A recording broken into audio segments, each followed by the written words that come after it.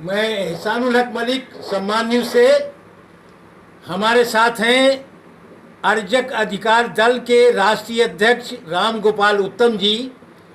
मैं उत्तम जी से जानना चाहूँगा कि आपने जो पार्टी बनाई है उसका उद्देश्य क्या है। अर्जक अधिकार दल हमारी पार्टी है और अर्जक का मतलब होता है कमेरा समाज। हमने देखा कि कमेरा समाज जो वर्किंग क्लास है, जिसमें किसान, मजदूर और तमाम छोटे मोटे अपने शारीरिक श्रम से रोजी रोटी कमाने वाले हैं, उनकी बहुत ज़्यादा उपेक्षा हो रही है। उनके श्रम की कीमत नहीं मिल रही है। हम उनकी लड़ाई लड़ने के लिए जो है उनके साथ इस मैदान में उतरे हैं और हम कमेरों की समाज बनाने के लिए आगे काम कर रहे हैं।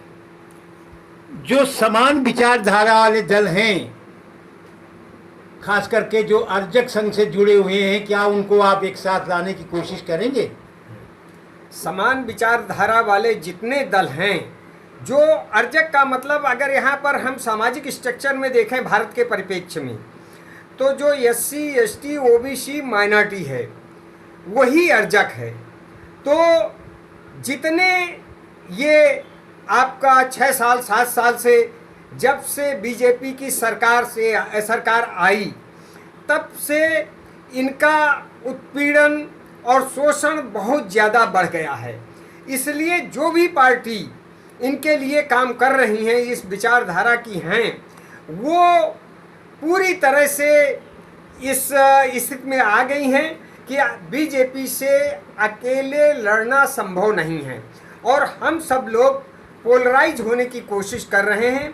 जितनी SC ST OBC माइनॉरिटी की विचारधारा से जुड़ी हुई पार्टियां हैं, चाहे वो अर्जक के नाम पर हों, चाहे शोषित समाज दल हो, चाहे और कोई पार्टियां हों, सब एक साथ आकर और मोर्चा बना रही हैं।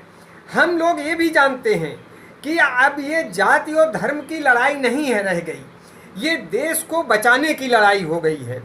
क्योंकि जो बीजेपी की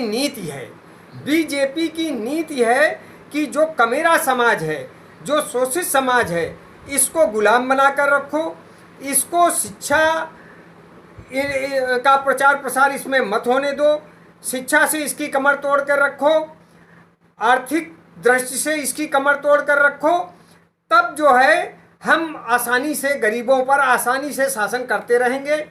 शराब पिलाकर, पैसा देकर या साड़ी और कंबल बांटकर हम अपनी सरकार बना लेंगे। लेकिन अब जो परिस्थिति है, हमारा देश चाइना हमें घेरता जा रहा है और जब तक हम पूरी अपनी जो मैन पावर है, जो मोस्टली अर्जक समाज की है, उसको शिक्षित और प्रशिक्षित करके और उत्पादन और सृजनात्मक कार्यों में नहीं लगाएंगे, तब तक हम देश का विकास नहीं कर पाएंगे और तब तक हम चाइना से मुकाबला नहीं कर पाएंगे।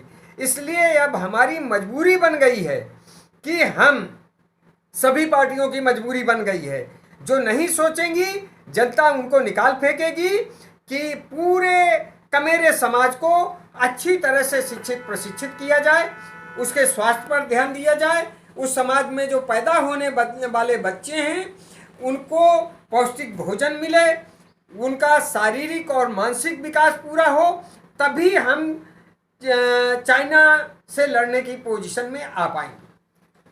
हाँ, इसी दल के हैं मुख्य महासचिव मोहम्मद इखलाक चिश्ती साहब। मैं उनसे जानना चाहूँगा कि 2022 में आप कुछ कैंडिडेट लड़ाएंगे उत्तर प्रदेश में? बिल्कुल, हमारी पार्टी पूरे तौर पे तैयारी कर रही है। 2022 में इलेक्शन में अगर हम पूरे प्रदेश में न लड़ा सके तो कम से कम जहाँ जहाँ हम लोग काम कर रहे हैं ज़रूर लड़ाएंगे।